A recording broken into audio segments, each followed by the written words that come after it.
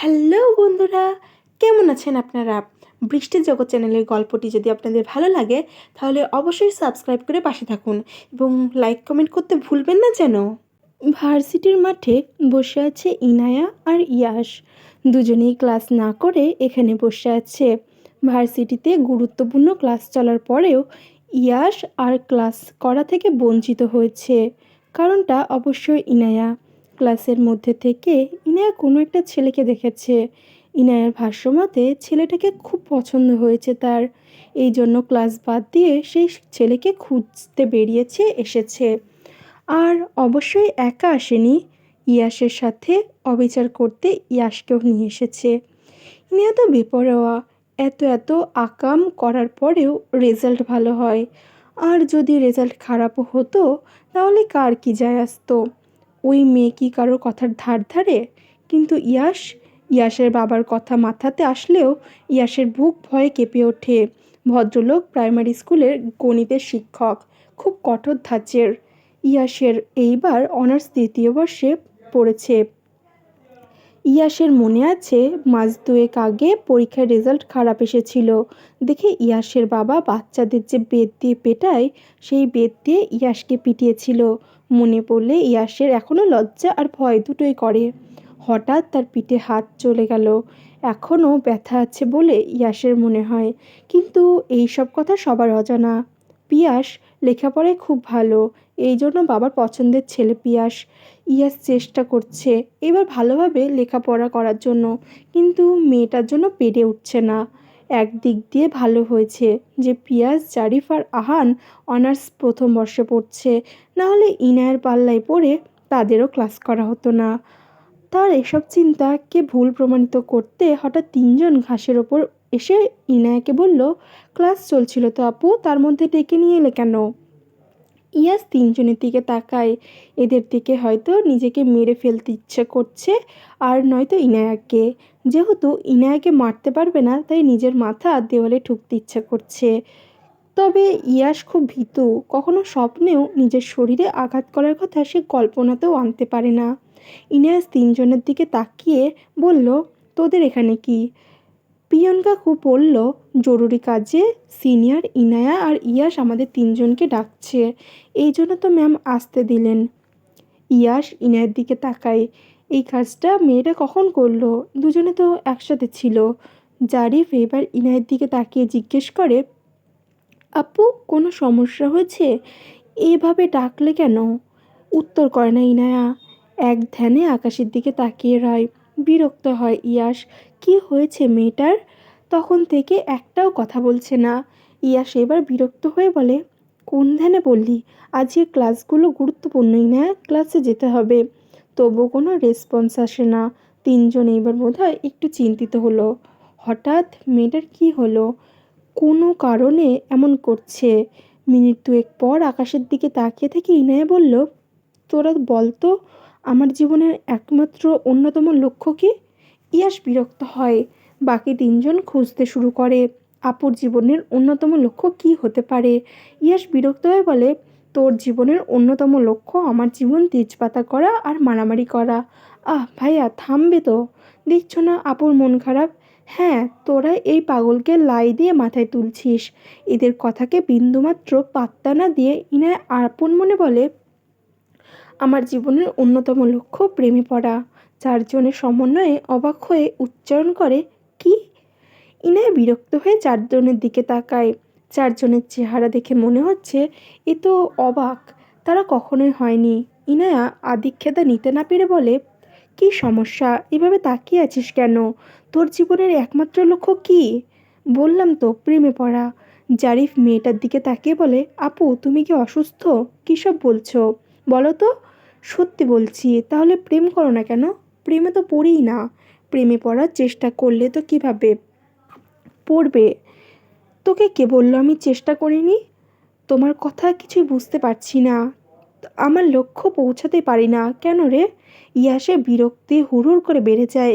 রেগে বলে, যারা যারা প্রেমের প্রস্তাব দেয় সবগুলো তো তোর হাতে মার খায়, তাহলে প্রেমটা হবে কিভাবে? হওয়ার কথা বলিনি, আমি প্রেমে পড়ার কথা বলেছি। প্রেম না করলে কেউ কারোর প্রেমে পড়ে? তুই বাচ্চা, তুই বুঝবি না। হ্যাঁ, তুই খুব বুঝদার, এখন চল ক্লাসে যাই। এই ছেলে এদিকে এসো। ইনায়ের কথায় চারজন সামনে তাকায়। একটা ছেলে ইনায়ের কথা শুনে দাঁড়িয়ে পড়ে। তারপর ইনায়ের দিকে তাকিয়ে বলে, আমাকে বলছেন? হ্যাঁ, এদিকে এসো। ছেলেটা এগিয়ে আসে। ইয়াস ভ্রু কুঁচকে রয়, বোঝার চেষ্টা করছে কি হচ্ছে। ইনায়ান ছেলেটির উদ্দেশ্যে বলে, কি নাম তোমার? জি, সূর্য। ইনায়ের নাম শুনে চোখ মুখ কুঁচকে নেয়। তারপর ছেলেটার উদ্দেশ্যে বলে, নাম রেখেছে কে? জি। বলছি তোমার নাম রেখেছে কে? আমার আব্বু। তোমার আব্বুকে গিয়ে বলবে নামটা আমার পছন্দ হয়নি। সূর্য অবাক হয়, এই মেয়েটাকে সে চেনে, তাদের ব্যাচের স্টুডেন্ট, তবে অন্য ডিপার্টমেন্টের। এই মেয়েটাকে কম বেশি সবাই চেনে, তবে মারপিটের সাথে এর পরিচয় এই চারজন ব্যতীত কোনো ছেলের সাথে এভাবে কথা বলতে দেখেনি সূর্য। তাহলে তার সাথে কেন কথা বলছে? আর তার থেকেও বড় কথা, এভাবে বাড়তি কথা এই মেয়েটার সাথে বলছে।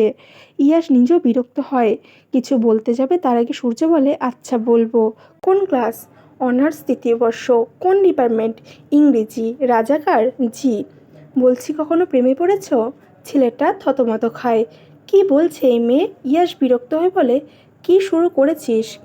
পিয়াস বাইকের পেছন থেকে হকি স্টিক নিয়ে আয়। কিছু মানুষ অতিরিক্ত কথা বলছে। চুপসে যায় ইয়াস। ভয় পেয়ে যায় সূর্য। মেয়েটা কি এখন তাকে পেটাবে?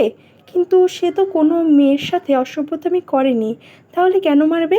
সূর্য এক পা দু পা করে এখান থেকে কেটে পড়তে চাইছে। ইয়াস খেয়াল করে বলে, তুমি কোথায় যাচ্ছ? তোমাকে তো যেতে বলিনি, উত্তরটা দাও। সূর্য দাঁড়িয়ে আমতা আমতা করে বলে, কিসের উত্তর? কখনো প্রেমে পড়েছ? পড়িনি। গুড। শোনো, তোমাকে আমার ভালো লেগেছে। জীবনে আমার একমাত্র লক্ষ্য প্রেমে পড়া। তোমাকে ভালো লাগলেও প্রেমে পড়িনি। আমার বন্ধু বলেছে প্রেমে পড়ার জন্য নাকি প্রেম করাটা জরুরি, তাই আজকে থেকে আমরা প্রেম করব, ঠিক আছে? না, ঠিক নাই। ইয়াসের কথা শুনে বিরক্ত হয় ইনায়া। বলে, পিয়াস, তোকে বললাম না হকি স্টিক আনতে? আচ্ছা, আর কথা বলছি না।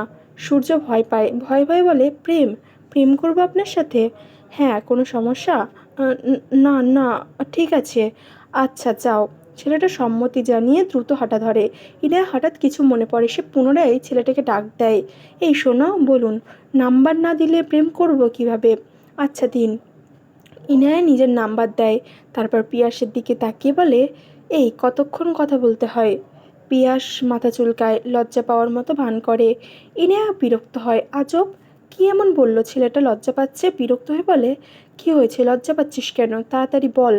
নাকি আমি ইয়াসকে সব বলবো? পিয়াস দ্রুত বলল, সকালে বিকেলে এমনকি রাতেও কথা বলতে হয়। কি বলে দিবি আমাকে? তুই চুপ থাক ইয়াস। ইনায়া সূর্যের দিকে তাকিয়ে বলে, শোনো, সকালে 8টার দিকে কল দিবা।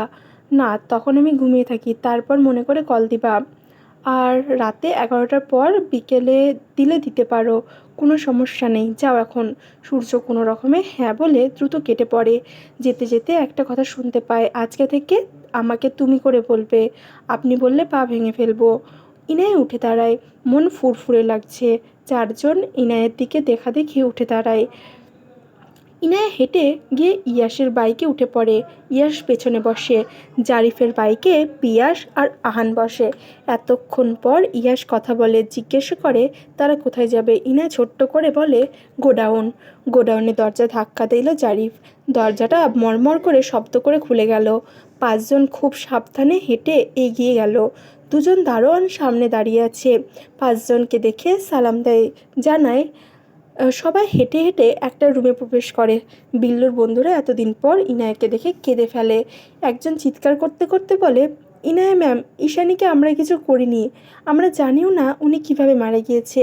এখন আমাদেরকে সহ্য হচ্ছে না, আমাদের প্লিজ এখান থেকে নিয়ে যান। ইনায়া একটা চেয়ার টেনে বসে পড়ে, তারপর সামনের দিকে তাকিয়ে বলে, তাহলে সেদিন বিল্লু ঈশানী সম্পর্কে উল্টোপাল্টা কথা বলছিল কেন? আমি জানি না ম্যাম, ও হয়তো বুঝতে পারেনি আপনি তাকে মেরে দিবেন। সত্যি বলছি, আমরা কিচ্ছু করিনি। ইনা এবার উঠে দাঁড়ায়, ছুরির সাহায্যে সবগুলোর বাঁধন খুলতে খুলতে বলে, একটা শর্ত তোদের ছেড়ে দিতে পারি। বলুন বলুন। আমার হয়ে কাজ করতে হবে, তবে দেখানো যাবে না তোরা আমার হয়ে কাজ করছিস। সকলে পুলিশ স্টেশনে গিয়ে বলবি আমি যেমন যেমন বলবো সবটা করবি, যা বলবেন সব করব। Good boy. হ্যালো বন্ধুরা, কেমন আছেন আপনারা? আপনারা প্রত্যেকেই বৃষ্টির জগৎ চ্যানেলের গল্প শুনছেন, কিন্তু কেউই ঠিকমতো লাইক কমেন্ট করছেন না। লাইক কমেন্ট না করলে বলুন তো আপনাদের জন্য গল্প দেওয়ার উৎসাহ পাবো কীভাবে? তাই দেরি না করে এক্ষুনি গল্পটিতে লাইক এবং একটি করে কমেন্ট করে দিন। আর নতুন নতুন গল্প শুনতে বৃষ্টির জগৎ চ্যানেলটি এক্ষুনি সাবস্ক্রাইব করে পাশে থাকুন। ধন্যবাদ।